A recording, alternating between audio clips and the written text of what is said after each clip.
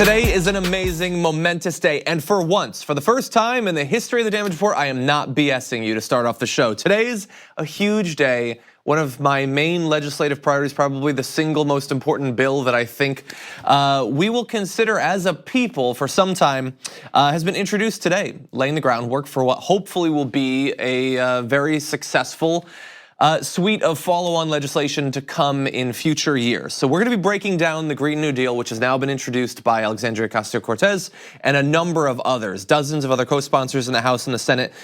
Throughout this show, we're gonna be talking about that. We're gonna be talking about some of the enemies to that bill, which are not all on the right. Surprisingly, we're gonna break down a really condescending quote about the Green New Deal coming from inside of the Democratic Party. And then we've got some awesome guests that are gonna be coming a little bit later on. We were really hoping to talk with author and host of the podcast Gaslit Nation, Sarah Kendzior. Unfortunately, there is some sort of environmental catastrophe where she's at. So hopefully we'll be able to reconnect with her in the near future. But we do have two awesome guests who are gonna be joining us. In the next block, Representative Jamie Raskin, one of the co-sponsors of that Green New Deal legislation, will be joining the show. We're gonna be talking about that, about PAYGO, and also, most importantly perhaps, about the Democracy for All amendment, the amendment to get money out of politics and give the people's speech a chance to actually be heard for once. So we're very excited to have Representative Raskin on. We also will have Michael Brooks, host of the Michael Brooks Show, also co-host of the Majority Report. He's gonna be joining the show a little bit later on. We're gonna be talking about the State of the Union, the 2020 Democratic primary, a number of different topics, the battle going on about between socialism and capitalism, all of that. There's so much to get to. Hopefully we will also have time. Yesterday, there was a hearing about campaign finance reform, and Representative Ocasio-Cortez had some awesome hypotheticals about what elected officials are able to get away with under the current set of laws and lack of laws regulating campaign finance. And what she was able to get these guests to reveal was amazing. So we'll be talking about that as well. But first, big legislation. The Green New Deal is now here, the first resolution laying out some of the core values of what will eventually be a suite of different bills to accomplish the goals of the Green New Deal is here. So we have an idea of some of what it's going to encompass, a number of different priorities that it will have. In fact, we have that resolution right here, and we're gonna be talking about a good bit of it, including some politicians that deserve quite a bit of support for supporting the Green New Deal. Quotes from Alexandria Ocasio-Cortez defending as well. I wanna start off though just by reading a portion of the beginning of it. I had to stop myself from just reading the entire thing live on there because I'm so excited about it, but here is the beginning. It starts with, it is the duty of the federal government to create a Green New Deal, and here are some of what that actually means in practice. To achieve net zero greenhouse gas emissions through a fair and just transition for all communities and workers, to create millions of good high-wage jobs and ensure prosperity and economic security for all people of the United States, to invest in the infrastructure and industry of the United States to sustainably meet the challenges of the 21st century, to secure for all people in the US for generations to come clean air and water, climate and community resiliency, healthy food, access to nature and a sustainable environment, and to promote justice and equity by stopping current, preventing future, and repairing historic oppression of indigenous communities, communities of color, migrant communities, deindustrialized communities, depopulated rural communities, the poor, low-income workers, women, the elderly, the unhoused, people with disabilities, and youth, referred to in this resolution as, quote, frontline and vulnerable communities. That lays out some of the priorities. So obviously, first and foremost there is net zero greenhouse gas emissions. While the Green New Deal is an expansive sort of framework within which many policies will reside that touch on virtually all aspects of the US economy, the core goal, if it doesn't achieve this one goal, then the rest of it will have largely been for naught, is to get rid of greenhouse gas emissions, which is believed to be necessary not to stop climate change from happening. That door is shut. Climate change is happening. We're feeling the effects of it literally every day already, and we have for a number of years. But to stop the worst excesses of more than 2 degrees Celsius increase in the global average temperature.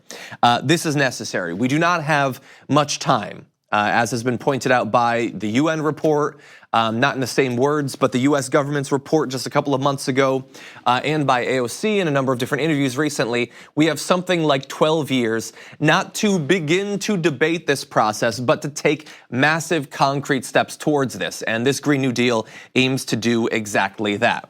Now, it does not expect that we will be able to eliminate greenhouse gas emissions in 2 years or anything like that, but it does lay out steps along the way that are necessary to achieve this.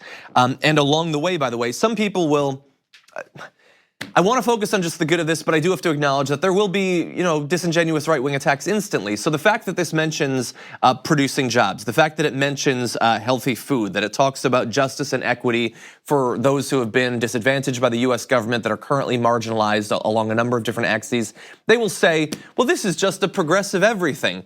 But the point is that you can't achieve the core goal of this without addressing some of these other aspects of our economy. And in so doing, you will produce many of these extra effects. So it's not that while we're working towards decarbonizing our economy, we should also come up with ways to produce jobs. That will be a natural consequence of doing this. The right is going to attempt to portray this as a massive drag on the economy. It will destroy economic productivity and all of that. That could not be farther from the truth. What we will need to accomplish, both from the government side, from the economic side, the societal side, to accomplish these goals is going to necessarily stimulate the economy in a massive way. It is going to produce a gigantic number of jobs.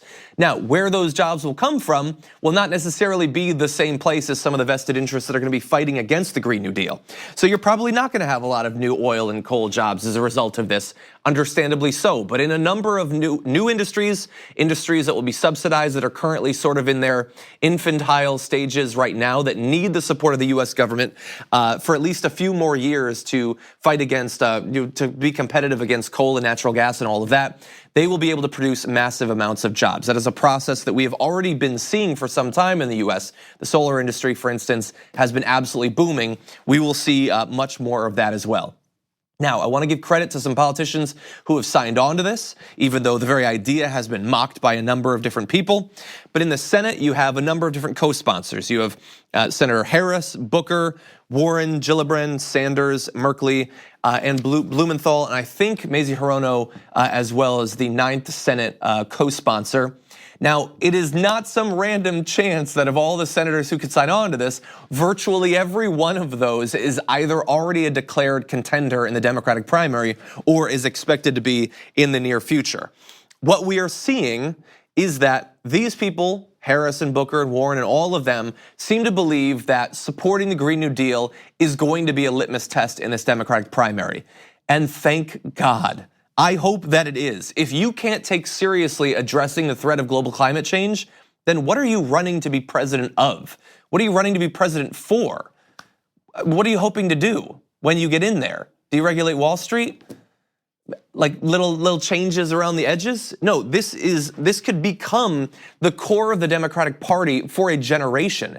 It could lead to massive electoral gains, let alone all of the other good that it will do economically and socially and morally, I would say, for the future of our people and the future of our world. But pragmatically, from a political point of view, you sign on to this now to signal that you get where things are going. You get where our party needs to be, where the country already is. And thankfully, many of them are doing that. Now, I have said many times, and I will continue to say, that simply saying you support the Green New Deal is one thing. It takes action. Now, them co-sponsoring this legislation, that is not nothing, and they deserve credit for that. Now, supporting and advocating for all of the future legislation that will be needed to actually accomplish these goals, because this is a resolution laying out what needs to happen. It is not an individual set of specifics to do that. They will need to support all of that as well. And that is why I'm hoping through the course of the debates that are going to be coming up in just a couple of months, we can get all of these people on the record on specifically what the Green New Deal means to them and what they will do to see it through if they were to become president. But the fact that they have all signed on to this, even though it does have specifics such as working to expand high-speed rail and things like that to the extent that is possible, limit the need for air travel, which obviously is incredibly bad for the environment. That is a specific that they could be attacked on, and they are willing to do that by signing on to this.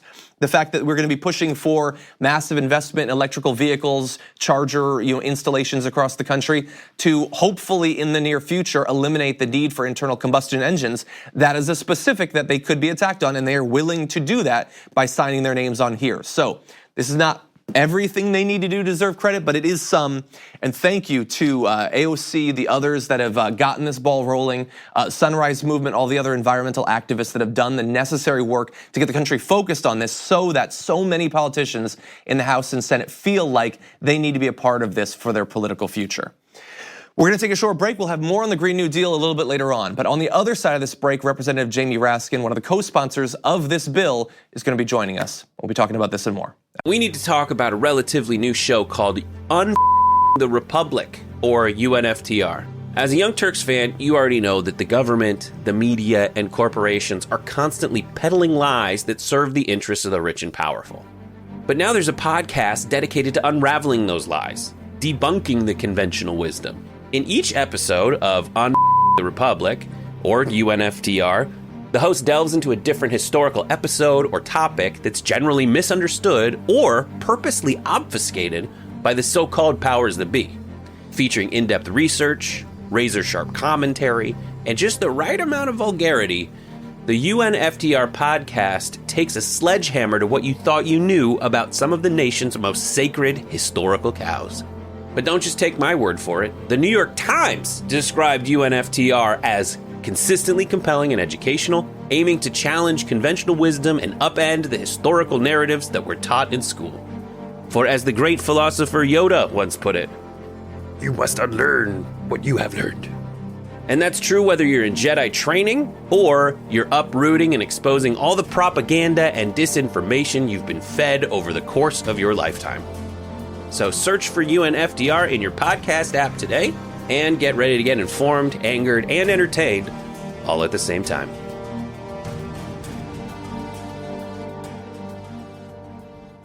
After this. Very excited to welcome to the show for the first time, representing Maryland's 8th District, Representative Jamie Raskin. Representative, welcome to the show. I'm psyched to be with you. Thanks for having me. Very excited to have you here, in particular today, for reasons that will become apparent a little bit later on in our talk.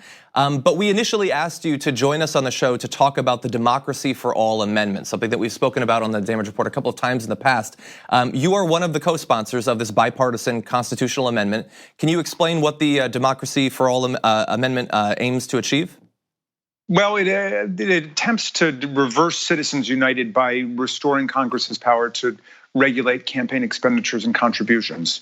So, the vast majority of the American people reject Citizens United, which was a Supreme Court decision where the court determined for the first time, basically in 2 centuries, that a private for-profit business corporation enjoys the political rights of the people. So it's an attempt to reverse that and to restore some democratic control over our elections. And certainly in the years after Citizens United, there's been a lot of hope on our side that it could be overturned. Obviously, the way that the 2016 election went ended up having a strong impact on the Supreme Court as well. With the additions to the Supreme Court that Donald Trump has made, how much more difficult has any sort of non-constitutional change to get rid of Citizens United, to change campaign finance, has that battle become much more difficult since Donald Trump became president?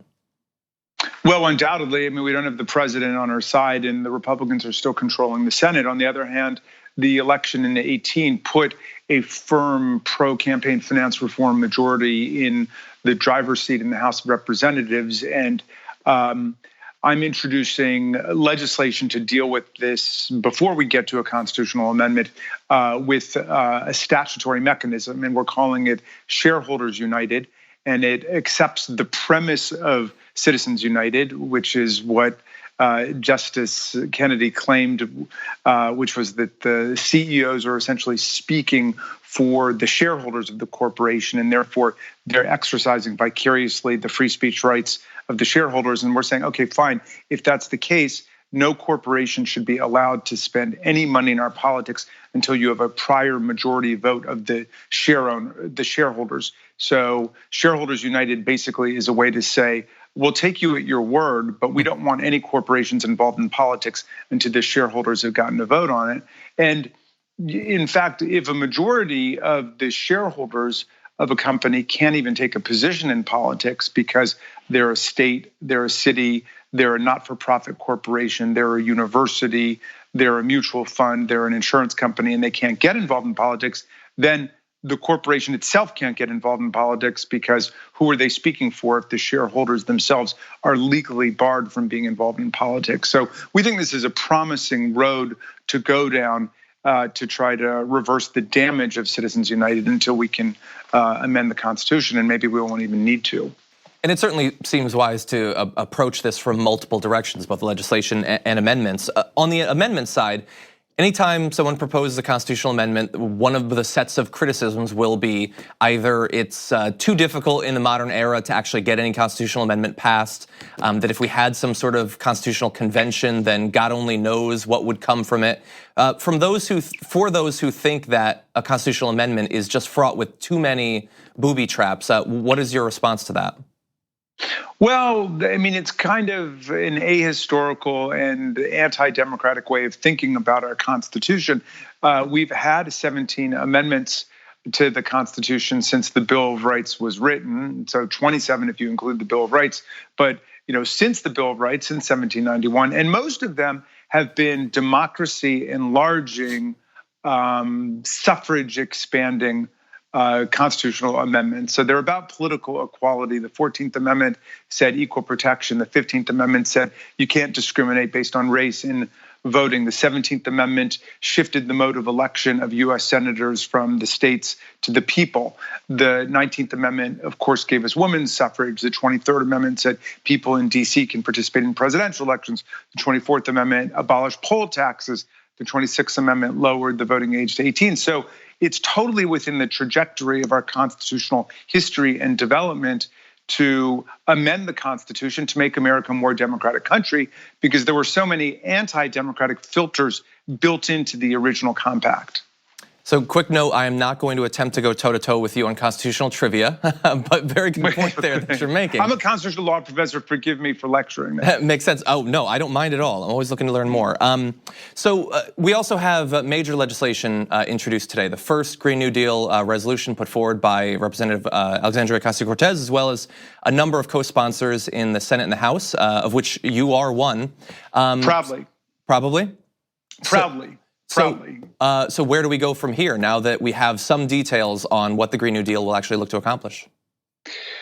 So, well, we've got remarkable momentum in the country. We've got great momentum within Congress to say that we need a Green New Deal. This merges, the way I'm thinking about it, our environmental imperatives, which are to deal with the overhanging crisis of climate change, with our goals to improve and modernize our ailing American infrastructure. So basically what we're saying is let's modernize and renovate and improve the roads and the highways, the transit systems, the ports and the airports, cybersecurity, all of it, at the same time that we are breaking the carbon addiction and investing in renewable energies and getting the economy and the environmental protection of the future installed right now. And so the Green New Deal, I think, is a great way to show that our environmental goals and our economic goals can be completely intertwined. And this is the way to do it, inspired by what happened in the New Deal. And the New Deal was a project of progressive Democrats who said, let's experiment and try whatever is going to work to get our country out of the Depression. And what we need to do is to experiment, to invest in our people, invest in our businesses, invest in our workers in such a way as to get out of the carbon economy as quickly as possible, invest in renewable energies, and fix everything that's broken down in America, because the GOP, unfortunately, has been disinvesting in the country and just showering money on the wealthiest corporations and the wealthiest people. I could not agree more with virtually every point that you made there. I do have one concern, though, about the legislation, and that is that on the same morning where we got the legislation, we also have a Politico interview with Speaker Nancy Pelosi, where she referred to the legislation as, quote, the green dream or whatever they call it. And so my concern is that she does not appear to be incredibly supportive of it. As an outsider, I don't know nearly as much about the internal workings of Congress, obviously, as you and others in Congress. Should I be worried about the chance that the legislation has if the speaker initially seems not particularly interested in seeing it succeed? Well, I mean, I wasn't there obviously to hear whatever the comment was or the description of it was, and I wouldn't read too much into that. I think that Speaker Pelosi's already created or recreated or renewed a special climate change panel, which is great. And I want to credit my new colleague Alexandria Ocasio-Cortez and the other new people who've come in with such a surge of energy around promoting the climate change as a central focus of our work. And I think the Green New Deal is a great description of where we need to be headed over the next decade, as Alexandria puts it. But of course, Congress works through the committee system and the subcommittee system, and there are people who've been in there for a long time. And undoubtedly, different parts of this are going to be sent to different committees and subcommittees. If you think about what's happening with HR 1 right now, our big democracy reform package, part of it was in the Judiciary Committee, part of it is in the House Committee on Administration, part of it's in the Oversight Committee, part of it's going to the Rules Committee, and so on. So, that's the way the Congress works. We got 435 people here, and everybody wants a little piece of the action, and that's all to the good. I think that the political currents are flowing very strongly in the direction of a Green Deal for America. And I think that you deserve quite a bit of credit for being very vocal about environmental issues before we started this sort of national level discussion about a Green New Deal. And so I am very excited to see it be a significant part of the legislative agenda of the Democrats going forward. Well, absolutely. I campaigned on this. I got elected not with this great new class, but 2 years ago in 2016. And I ran on what I was calling a Green Deal for America, because I felt that this is the level of ambition we've got to have. And I also said I would never, ever talk about climate change as an issue, because it's not an issue. It's the entire context within which we've got to address all the issues. And if you look at the Green New Deal legislation, that's precisely the way that Ocasio-Cortez has drafted it, that there are all these different areas that need to be informed by the fact that we're in an emergency. But the way I think of it is a great opportunity. I mean, it's something that could unify America once people recognize that we're all first responders now, because the weather calamities are out of control, from the hundreds of thousands of acres of forest on fire in California to the hurricanes that are hitting us everywhere from New Jersey to Louisiana to Mississippi to Puerto Rico, to the flooding that's taking place in a lot of parts of the country, including in Maryland. We have a very watery state, a coastal state, and flooding has become a big problem with us. There are droughts in other parts of the country. We're living through some dramatic changes, and we should, I think, mobilize and harness what's best in the American spirit of people sticking together in solidarity and community to deal with this crisis. It's the kind of thing you see when there are hurricanes, when there are earthquakes. That's what people do. They get together in order to get through it. And I think that that's the attitude that we should be taking towards the rest of the world, rather than walling ourselves off into some kind of medieval fortress surrounded by lagoons and moats and dragons or whatever. We should be reaching out to the rest of the world to figure out how, as a species, we're going to survive, so that humanity doesn't become a distant memory because of the self-inflicted wounds of climate change. I agree. One last question. Earlier this year, there was a division in the Democratic caucus over the institution of a pay-go policy. And at the time when it was instituted in the rules for the Congress, there was talk about the possibility of legislation being introduced later on in the term to potentially eliminate it. Do we know if there has been any ongoing conversations about that, if there's a chance that legislation might come about? Yeah, I remember Pramila Jayapal and Mark Pocan, who are the co-chairs of our progressive caucus, which I belong to. And I remember them saying that they wanted to do legislation to deal with the pay-go requirement, or the pay-go straitjacket that is built into federal law and the statute. I don't know whether or not we've introduced that legislation yet, but I'll definitely check on that for you. You know, the original idea, I think the reason why a lot of Democrats supported it originally is they thought this would control the reckless and out of control Republican habit of, for example, cutting taxes on the wealthiest people, for $1.5 trillion, and then coming back and later saying, oh, woe is us, we have to cut Social Security and Medicare and Medicaid. But it hasn't worked like that. The Republicans basically suspended the pay-go requirement in their march of that completely obscene and irresponsible tax cut. And the military spending also has been extraordinarily excessive and out of control in different places. And we can't even account for a lot of the money that's gone into the Pentagon. So it hasn't worked to rein them in. And we don't want it to work in such a way as to prevent us from addressing the problems that we need. But of course, we need to be the fiscally prudent and responsible ones because the Republicans haven't done it. And they are, at best military Keynesians, but they really act like drunken sailors when they get in control. So we're going to bring the deficit down, but we're also going to invest in the real things that the American people need. Well, Representative Jamie Raskin, we really appreciate you coming on the show. Totally my pleasure. I hope to see you again, John. Hope so. We're going to take a short break. We come back more on the introduction of the Green New Deal and other topics after this.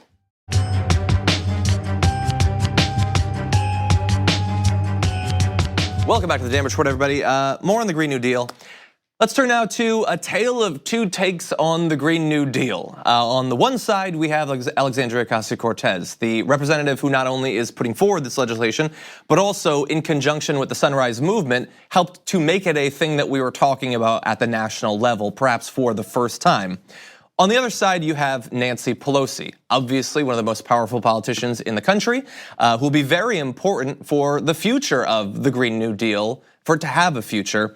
And they have very different ways of talking about this policy, unfortunately. So first, let's turn to AOC. She continues to and has described the Green New Deal as a World War II style mobilization of our economy. Now, the right has attacked that at various points, saying, oh, she thinks it's World War II, when that's not at all what she's saying. They attempt to make her seem ignorant or ahistorical, but what she is saying is, in the exact same way that we needed government and society to come together and help reshape the economy, to change up its priorities, its output, all of that, to accomplish a goal, we can do that here too. And this time we don't even have to fight Nazis, so it should be a little bit easier. So I like that she pitches it that way. To support the legislation, she's also said, we've tried their approach for 40 years, sort of mild change, little bits of regulations on the sides. We tried to let the private sector take care of it, except there's a little thing in economics called externalities. A corporation can dump pollution in the river, and they don't have to pay for it. That's something we come back to very often. You emit the carbon, maybe somebody gets, some sort of respiratory illness later on. You're not paying for that. That's the externality to the coal industry, for instance, or whatever. So she's acknowledging that as well. And furthermore, she says taxpayers have to pay for cleaning up our air, cleaning up the water, and saving the planet. We've already been paying the costs, except we've not been getting any of the benefit. Government is not just for cleaning up other people's mess. And this is another way that we implicitly subsidize some of the most polluting industries in the history of our species. So they're going to attempt to attack her as ignorant, and they're going to find that that is going to be difficult to do because she understands the economic realities, the historic realities that not only underlie this legislation, but make it as necessary as it is. On the other side, we match AOC's knowledge of the situation to best case scenario, feigned ignorance from the side of Nancy Pelosi. So she was interviewed by Politico recently, and she talked about the new select climate committee that she's setting up, and the topic of the Green New Deal came up. And she said on Wednesday that the panel would not be tasked with writing a specific bill and brushed off the idea of the Green New Deal as a, quote, suggestion. Quote, it will be one of several or maybe many suggestions that we receive. The Green Dream, or whatever they call it, nobody knows what it is, but they're for it, right? And so she's responding there to the fact that basically all of the highest profile Democrats pursuing the presidency in this cycle support it. And she mockingly refers to it as the Green Dream, or whatever they call it. Now, we could just take her at her word and assume that she doesn't know what it's actually called. But I think that she is far too intelligent, far too aware of what's going on politically around the country to actually do that. This is something that has been in the news virtually every day for at least 2 months now, that is supported by, again, senators and representatives from her party. The idea that, literally like in a clip we played of Jesse Waters a few days ago, that she wouldn't know what it's called. That's more insulting than calling her a liar in this case. And so I think that she is a liar. I think she is lying that she doesn't know what it is in an attempt to condescend to the politicians who are currently supporting it. And obviously the highest profile of those is AOC, a target of Nancy Pelosi's ire a number of times over the course of the past year. The idea that she doesn't know what it's called, and also the fact that this bill, by the way, came out today, the same day as her interview. She wasn't aware of it. She hasn't seen it. The fact that dozens and dozens of Democrats have signed on to it after seeing and reviewing and consulting on the creation of it. The idea that Nancy Pelosi hasn't seen this, that is perhaps the most insulting thing of all. So she wants this reputation as being a continued environmentalist, someone who takes climate change seriously. She doesn't even take the label of one of the proposals seriously. And so on this topic, I don't think we can take her seriously. And that is unfortunate because of course she controls the body that's going to be debating this legislation. Now I hope that whether she supports it or not, the huge massive support, not just from the politicians, but from the population at large. This is something that is not just, has some support from the left, as some of the articles announcing the introduction of the Green New Deal have implied, but that is supported by an overwhelming majority of Democrats. It's supported by the majority of Republicans as well. If after all of that, after we've won over the people, after we've won over the conservatives, if eventually Nancy Pelosi needs to get in line, I think that in the end she will end up doing that because this is just too popular to stand against for much longer. Now with that, we are going to take a break. We come back, I'm going to be joined by the host of the Michael Brooks Show, the aptly named Michael Brooks. We're going to be breaking down a number of different topics after this.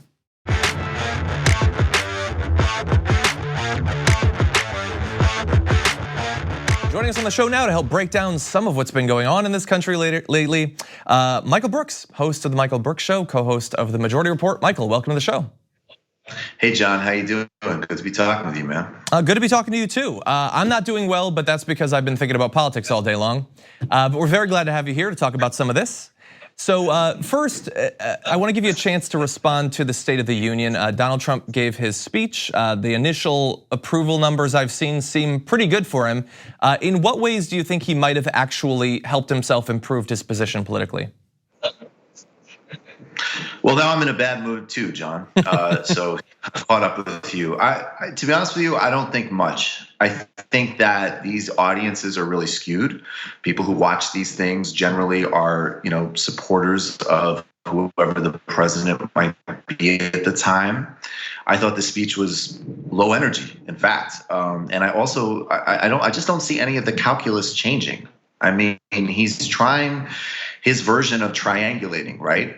And the problem is that there was one way that Donald Trump could have triangulated, and that ship has already sailed. And it would have been a terrifying scenario where when he first got into office, if he took Steve Bannon's guidance really seriously, we would see a presidency that would look like a Tucker Carlson A block.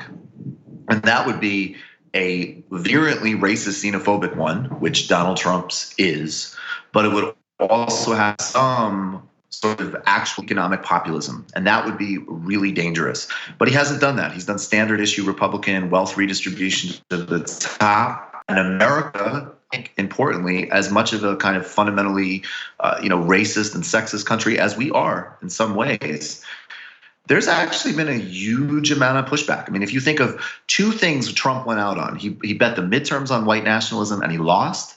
And he bet the shutdown on white nationalism, and he lost. So I don't think this changes really any of the currents. Okay, well, I feel a little bit better now. So thank you, Michael. I appreciate that. So this sort of gets into what you were talking about there. One of the things economically that he did talk about was he had this screed against socialism, asserting that the US would never have socialism. And I've noticed that he and right-wing pundits, they talk about like instituting socialism like it's an update to Windows or something like that. They don't seem to actually know what democratic socialism is, what politicians like AOC or Bernie Sanders actually want. And so I'm curious, how do we actually have a conversation politically going forward when the people we're trying to convince have no idea what they actually oppose? Again, I think all Republican politics is just a fusion of oligarchic money and white identity politics. So socialism for them, it's like a cross between like, hey, like everybody watched, I'm forgetting it, that Charlie Sheen movie from the 80s, that was scary. Red Dawn, I think it was called, or whatever. And then also it's just like, yeah, I mean, socialism, that just means like, immigrants. I don't think they need to be specific. They just need to plan stories. And then the contested ground is for normal people, what does socialism mean to them? And right now, AOC and Bernie are doing a much better job of saying, well, I'm talking about investing in your future and the general well-being of everybody in the country. And they're ranting about, I mean, let's face facts here, a country you probably have never heard of in Venezuela. And I think we need to be very active against a coup in Venezuela. I think we should be talking about Venezuela. I think we can also absorb legitimate criticisms of aspects of the Maduro government, as well as the successes of Chavez. But in the bigger picture, more of the French national economy is under government control than the Venezuelan ones. And most people don't care one way or another anyway. So let's just get back to talking about all the good stuff that we will deliver, and they can bloviate. Well, hopefully we'll be able to do that. I also want to give you a first chance to respond to, apparently this was sort of breaking yesterday. On Sunday, Senator Klobuchar is expected to announce she'll be in the Democratic primary. And I think that once that happens, there's no going back. That's it for the Democratic primary. So what are your thoughts on this impending announcement? Can you fit like the tax credit scheme into a bumper sticker? Like that? Like what's the, I mean, it's like, I get that like when everybody's running, the calculus changes because it's less embarrassing to lose. So like, why not? I don't know much about her, to be honest, but I'm not seeing, frankly, what she brings to the table. Yeah, I mean, I've also heard, we'll see how that goes, is all I'll say. Yeah, I don't think a lot of people nationally necessarily know much to distinguish, not just her. I don't want to focus too much on Amy Klobuchar, but there's a lot of senators who are going to be running. I feel like a lot of them are really going to be bumping shoulders with each other to attempt to differentiate themselves. We're going to have an incredibly divided primary, and I am curious, do you think that in the end, with people like Bernie Sanders probably running, Elizabeth Warren, having so many of these relatively similar senators running, does that help or hurt the progressive candidates? I think it helps cut a distinct lane because I think that the centrist candidates are definitely clustering and kind of overexposed. That being said, I look at politics both. I mean, I care a lot about the ideology, obviously, and if you're not here to try to do big things for people, then like, why are we doing this? On the other hand, I think if we're being real, a lot of this stuff obviously does come down to things like charisma and ability to perform. So in that cluster of centrist candidates, I just think objectively, like Kamala Harris is probably going to break out ahead. And there's a ton of people running, and a lot of them are going to drop out super early. But I do think that it makes someone like Bernie have a very clear and easy time distinguishing himself and what he's about from this sort of, more institutional cluster. Yeah, I mean, anything can happen. There's going to be a lot of time, but I do think of that group, I think that Kamala Harris, that's where I would put my money at this point for that group. So I know that I'm putting you on the spot here, but I am curious. I mean, you host a show, you're going to be talking about this a lot for what's going to end up feeling like 15 or 20 years. Is there one thing you're looking forward to in this Democratic primary and one thing that you're dreading in covering this primary? What I dread is already happening. Which is just people across the board, I feel like are getting really, I think like almost everybody involved in politics and on social media should basically do like mandatory meditation retreats. And like just to sort of like erase the like emotional intelligence levels of everybody literally across the board. But I'm also looking forward to see how far the parameters of politics can be pushed, because they're going in the right direction right now in a lot of ways. And I think people can intelligently and shrewdly be really aggressive. Obviously, for me, I do talk a lot about global issues. Bernie Sanders has spoken about Lula da Silva, who I consider definitely to be a political prisoner, the former two-term president of Brazil, who certainly would have defeated Jair Bolsonaro, according to all polling. And I want to see also all of the candidates, frankly, when they talk about respecting, preserving Obama's legacy in the face of a white nationalist president, right? And the complexities of dealing with the ways in which he has a white nationalist successor, but he also has, in a lot of areas we would substantively disagree with. We got to all demand that they focus on retrieving and saving the Iran deal, which is one of the most catastrophic things that Trump has actually done. Certainly in terms of global stuff. So I want to see what they can be pushed on in terms of synchronizing national and international, and just how far the parameters can be pushed across the board. Well, maybe at some point in the near future, we can have you back on to talk about some of those topics. Michael. Oh, it'll be my pleasure, John. Thank you for joining us. Michael Brooks, everyone should check out the Michael Brooks Show, also the Majority Report. And Michael, thank you so much for joining us. We really appreciate it. Thanks a lot, John. Really like your work, man. Thanks. Thank you. I appreciate that too. The rules regulating campaign finance are absolute insanity. Virtually anything goes. You can do things that seem wildly immoral to regular people, and yet the vast majority of the politicians who exist in this environment act as if everything makes sense. But some, thankfully, cast light on how ridiculous the situation is, and today we have one of those. That is the Representative Alexandria Ocasio-Cortez, who was interviewing some guests at a congressional hearing, and she played a game of hypotheticals about what she could get away with under the current system. So I want to show a couple of those videos. Here's the first. Let's play a lightning round game. I'm gonna be the bad guy, which I'm sure half the room would agree with anyway. And I want to get away with as much bad things as possible, ideally to enrich myself and advance my interest, even if that means putting my interests ahead of the American people. So, Mrs. Hobart Flynn. Oh, and by the way, I have enlisted all of you as my co-conspirators. So you're gonna help me legally get away with all of this. So, Mrs. Hobart Flynn, I want to run. If I want to run a campaign that is entirely funded by corporate political action committees, is there anything that legally prevents me from doing that? No. Okay, so let's say I'm a really, really bad guy, and let's say I have some skeletons in my closet that I need to cover up so that I can get elected. Mr. Smith, is it true that you wrote this article, this opinion piece for the Washington Post entitled, "These payments to women were unseemly, that doesn't mean they were illegal"? Well, I can't see the piece, but I wrote a piece under that headline in the Post, so I assume that's right.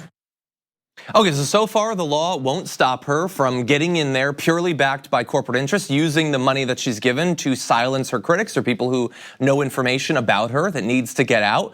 But what about the legislation she could push once she gets in with that money? Here's some more from AOC. Mrs. Hobart Flynn, is there any hard limit that I have in terms of what legislation I'm allowed to touch? Are there any limits on the laws that I can write or influence, especially if I'm based on the special interest funds that I accepted to finance my campaign and get me elected in the first place? There's no limit. So there's none. So I can be totally funded by oil and gas. I can be totally funded by Big Pharma, come in, write Big Pharma laws, and there's no limits to that whatsoever. That's right. Okay, so awesome. Is there anything preventing me from holding stocks, say, in an oil or gas company, and then writing laws to deregulate that industry and cause, that could potentially cause the stock value to soar and accrue a lot of money in that time? You could do that. So I could do that. I could do that now with the way our current laws are set up. Yes? Yes. Okay, great.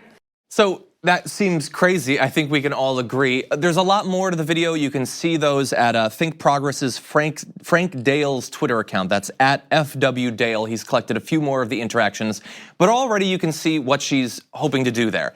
Everything that she is revealing that they're allowed to get away with in terms of how they fund their campaigns, how they can benefit their donors once they get in office, once they can personally enrich themselves by crafting legislation to advantage the companies whose stocks they own.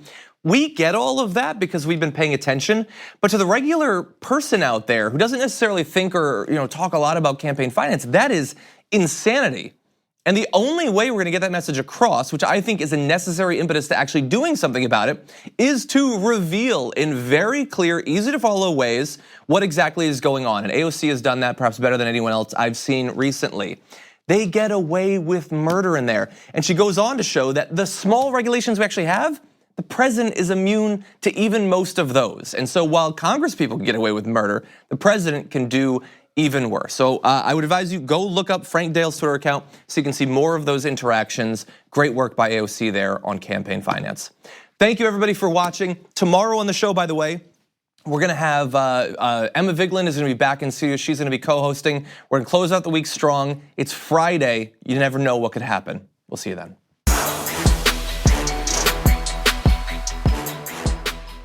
Thanks for listening to the full episode of The Damage Report. Support our work, listen ad-free, access members-only bonus content, and more by subscribing to Apple Podcasts at apple.co/TYT. I'm your host, John Adarola. I'll see you soon.